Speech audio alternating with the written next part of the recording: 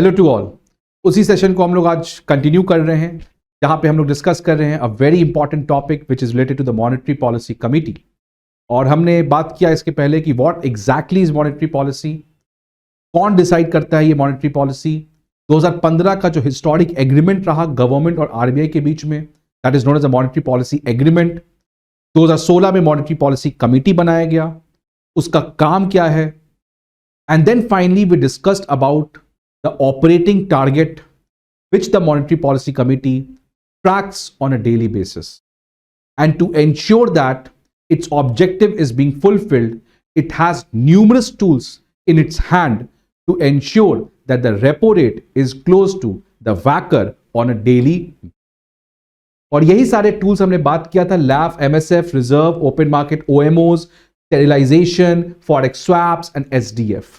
और आज के सेशन में हम लोग बेसिकली इसी को थोड़ा सा डिटेल में यहां पे हम लोग बात करने की कोशिश। तो सबसे पहले हम लोग बात करते हैं लिक्विडिटी एडजस्टमेंट फैसिलिटी।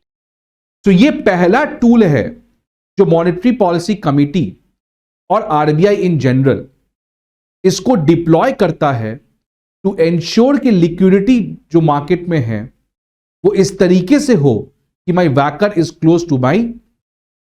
अब लिक्विडिटी एडजस्टमेंट फैसिलिटी में पहली बात क्या समझने की ध्यान देना है आपको कि लिक्विडिटी एडजस्टमेंट फैसिलिटी के अंदर बैंक्स आरबीआई से पैसा ले सकते हैं या तो आरबीआई के पास अपना सरप्लस पैसा जमा कर सकते।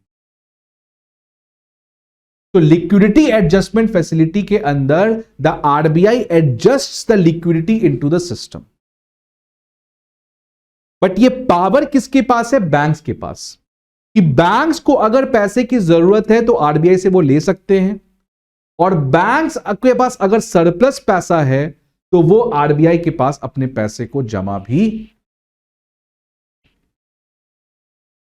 ठीक है, तो this is the liquidity adjustment facility. अब अगर मान लो इन्फ्लेशन बढ़ गया,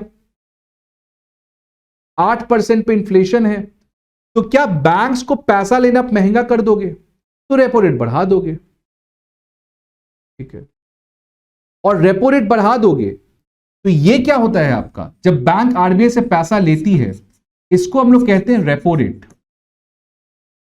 और जब बैंक्स आरबीआई को पैसा जमा करती है ये आपका क्या होता है? Reverse repo. ये देखो रिवर्स रेपो।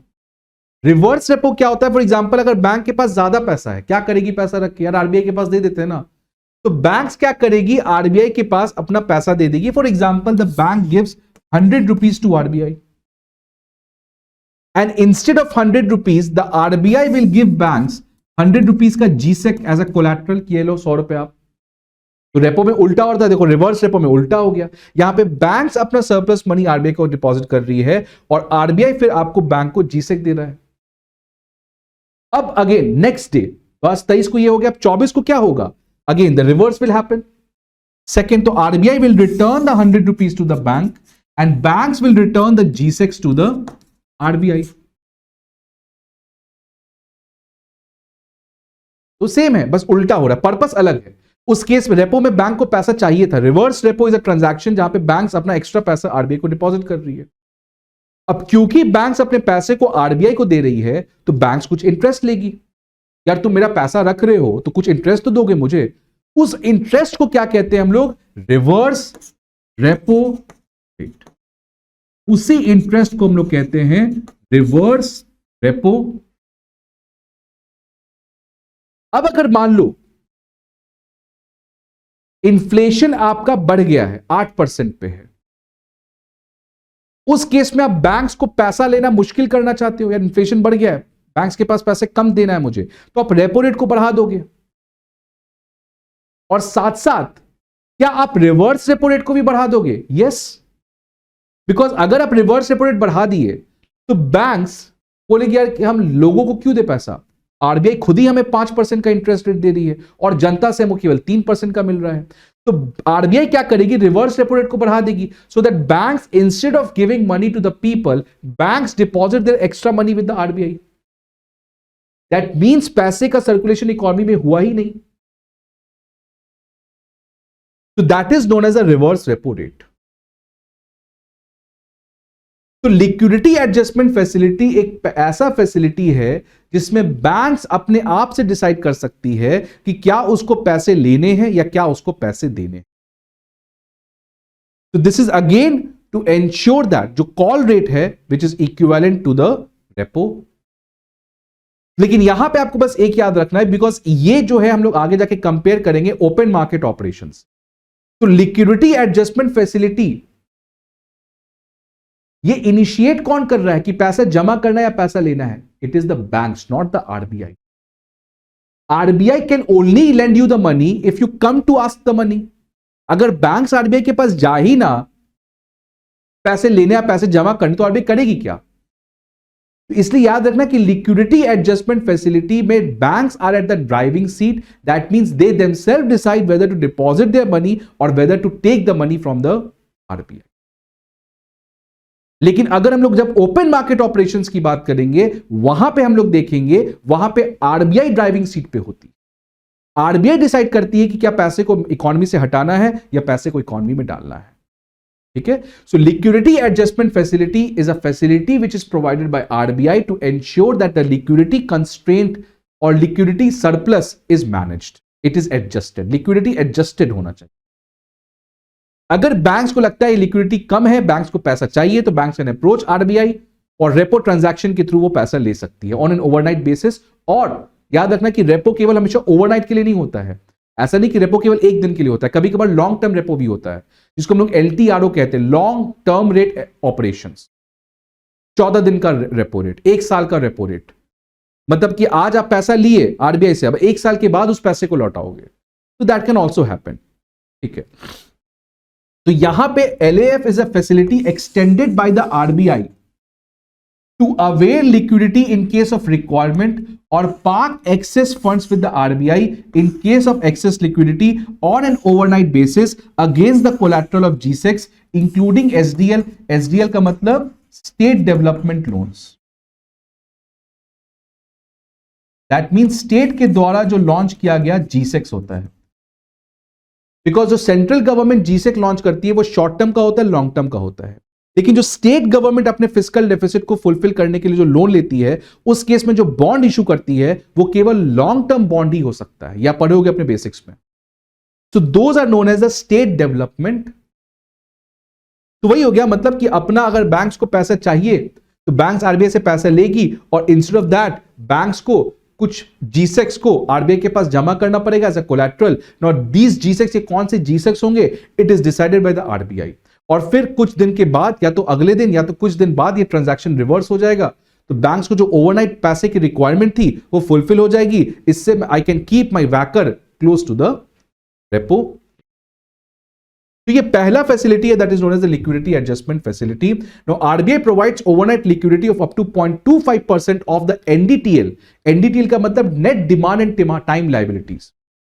बैंक का लायबिलिटी क्या है? आपने जो पैसा जमा किया। अब इसका फुल फॉर्म क्या है? Net demand.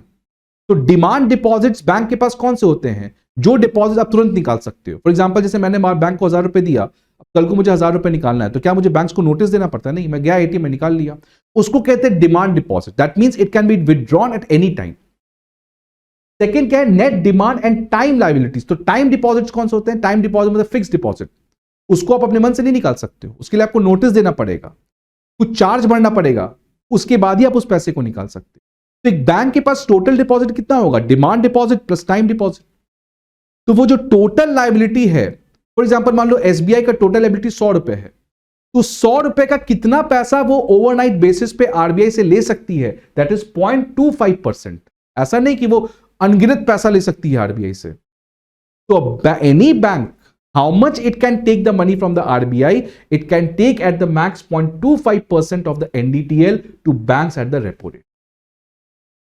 So ये आपको यहां पे थोड़ा सा याद रखना था प्रीलिम्स के लिए, factual information. It consist of overnight as well as term rates और रिवर्स रेपो। मतलब वही कि रेपो जो ये ट्रांजैक्शन है, ये हमने बात किया ओवरनाइट बेसिस पे होता है, but it can also extend for a longer duration. वो लॉन्गर ड्यूरेशन के लिए भी आपको इसको एक्सटेंड आपका किया जा सकता है। Now marginal standing facility rate second two. अब देखो हमने क्या बात किया, क्या लिक्विडिटी एडजस्टमेंट फैसिलिटी के अंदर banks on a daily basis can approach the RBI and can take money, how much money, maximum 0.25% of their NDTL.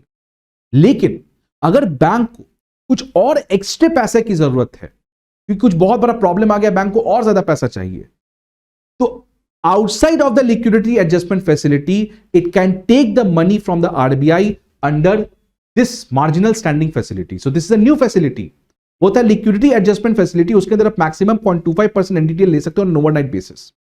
लेकिन this is a kind of a emergency facility which is not provided हमेशा, it is provided only in exceptional situation when banks need more money outside the LAF. So this is known as a marginal standing facility. So this is the additional amount of overnight money from RBI by dipping into their SLR portfolio. यहां पे देखो, वहां पे आपको पैसा लेने के लिए क्या जमा करना था आरबीआई के पास, जीसेक एज अ कोलैटरल। यहां पे आप क्या कर सकते हो, अपने एसएलआर, एसएलआर क्या होता है, स्टैट्यूटरी लिक्विडिटी रेशियो,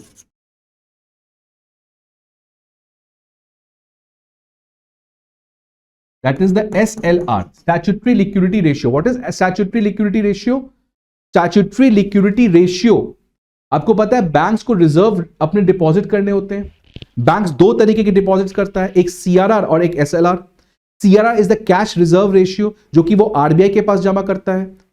और एसएलआर क्या होता है, एसएलआर आपको कैश में जरूरी नहीं है, वो कैश में भी हो सकता है, वो बॉन्ड्स में भी हो सकता है, और वो अपने पास खुद रखता है।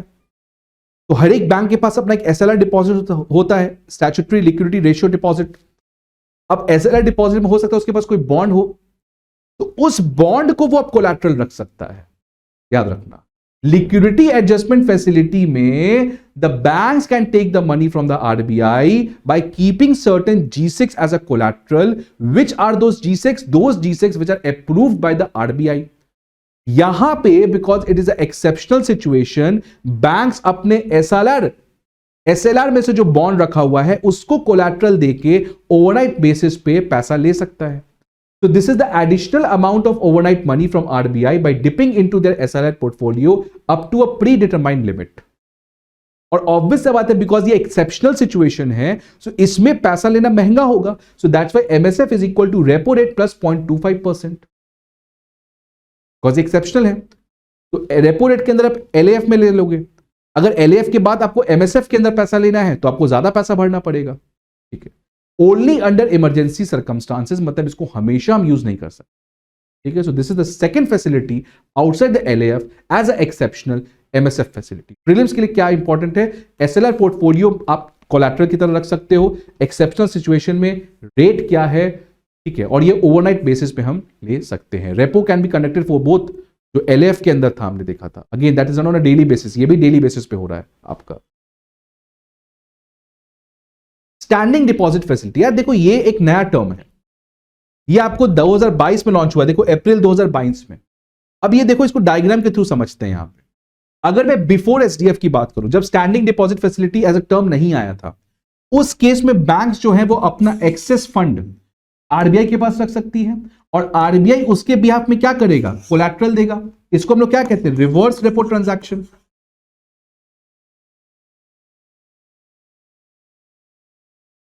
इसको हम लोग कहते हैं रिवर्स रेपो ट्रांजैक्शन, जहां पे बैंक्स अपने सरप्लस मनी को आरबीआई के पास जमा कर दी और आरबीआई उसके बिहाफ में कोलैटरल बैंक्स को दे दे। So this is known as a reverse repo transaction.